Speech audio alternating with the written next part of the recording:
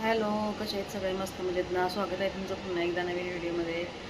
तर चला, आज मी तुम्हाला सांगते की काय झालेलं आहे ती. कूलर लावलेला आहे आणि कूलर आहे मी, आणि ॲक्च्युली हे तुटलेलं आहे, म्हणजे याचा धागा तुटलेला आहे. ती व्यवस्थित जोडते आणि बाकी काम आवरलेलं आहे, सगळं जेवण वगैरे झालेलं आहे. तर म्हटलं चला काहीतरी करत बसावं. हे बघा, हे असं झालेलं आहे. ही फोर व्हीलरची जी सीटवरती असते ना, ते आमच्या गाड्यांमध्ये आहे. आणि ॲक्च्युली ना ते ड्रायव्हर व्यवस्थित अजिबात नाही का हे करत नाही, ते तुटलेलं आहे. तर मला कळत नाही की मी कसं जॉईन करायचं ते. आणि बाहेर तर एवढं ऊन आहे ना, भयानक ऊन आहे. आणि थोडी झोपली होती, झोप झाली आता, आणि म्हटलं चला उठले, हे हे करत बसलेले आहे.